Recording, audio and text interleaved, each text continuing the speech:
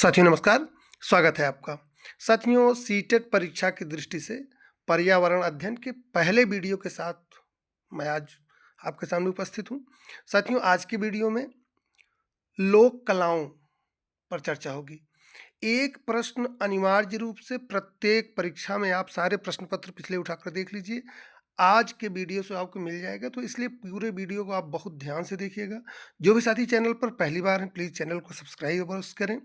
मैं आपसे वादा करता हूं कि सीटेट की परीक्षा के पहले आपको पूरे सिलेबस के ऐसे ही तथ्यात्मक वीडियो मिलेंगे। आप हमारे साथ जुड़े रहिए। तो चलिए शुरू करते हैं आज की चर्चा। कुछ महत्वपूर्ण चित्रकारी बहुत ध्यान से देखिएगा, एक एक लाइन से प्रश्न बन जाएगा। पहली जो चित्रकारी है वो कलमकारी, बहुत ध्यान से देखिए। यह आंध्र प्रदेश की चित्रकला है। प्रश्न सीधा ऐसे पूछा जाता है, कलमकारी किस राज्य की चित्रकला है? तो ये आंध्र प्रदेश की चित्रकला है। इसकी विशेषता क्या है? इसमें कपड़े के ऊपर ब्लॉक प्रिंटिंग व चित्रकारी की जाती है।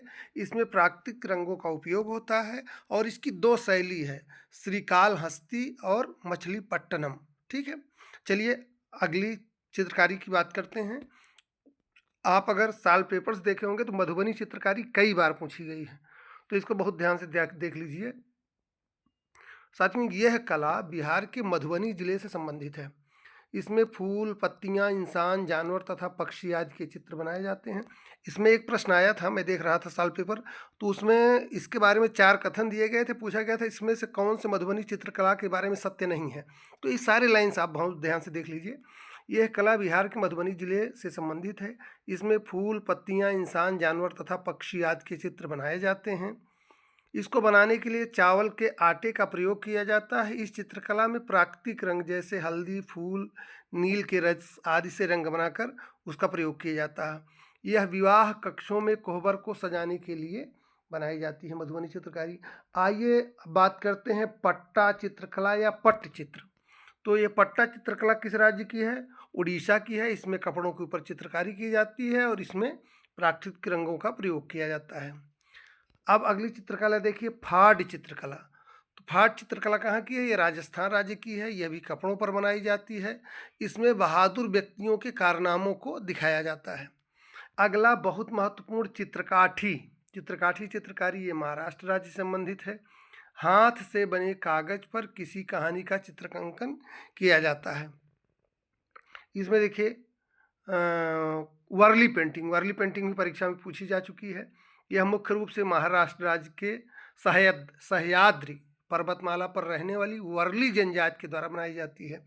यह चित्रकारी मिट्टी की दीवारों पर बनाई जाती है। इसमें सरल ज्यामिति आकृति जैसे त्रिभुज, चतुर्भुज, वृत्त, वर्ग आदि बनाए जाते हैं।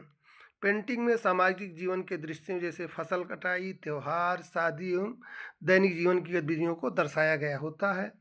इसमें वृत्त सूर्य और चंद्रमा का प्रतिनिधित्व करते हैं। त्रिभुज पहाड़ों और पेड़ों का प्रतिनिधित्व करता है। पारंपरिक रूप से यह पेंटिंग लाल मिट्टी की पृष्ठभूमि पर चावल के आटे के सफ़ेद पेस्ट से बनाई जाती है। अब आइए बहुत ही महत्वपूर्ण चित्रकारी पोचमपल्ली।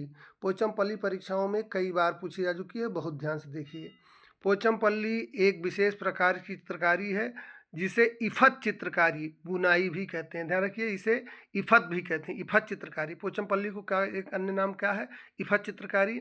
ये तेलंगाना के पोचमपल्ली गांव के बुनकरों द्वारा बनाई जाती है। पोचमपल्ली को सिल्क सिटी भी कहा जाता है। कपड़ों पर बुनाई द्वारा सुंदर जटिल ज्यामिति, आकृति व पैटर्न बनाए जाते हैं। अब आइए एक महत्वपूर्ण और बुनाई की बात करते हैं, जामदानी बुनाई। इसका संबंध पश्चिम बंगाल स्टेट से है। इसमें जटिल पैटर्न व महीन बुनाई होती है। इसमें जीवंत रंगों का प्रयोग होता है। जामदाई जो सबसे महत्वपूर्ण तथ्य है, इसको बहुत ध्यान से देखिए। जामदानी बुनाई को यूनेस्को ने मानवता की अमूर्त सांस्कृतिक विरासत घोषित किया है। क्या? जामदानी बुनाई को यूनेस्को ने मानवता की अमूर्त सांस्कृतिक विरासत घोषित किया है। अब आइए बात करते हैं साथियों पश्मीना शाल की। पश्मीना शाल से भी प्रश्न पूछे जा चुके हैं, आप परिचित होंगे उम्मीद है।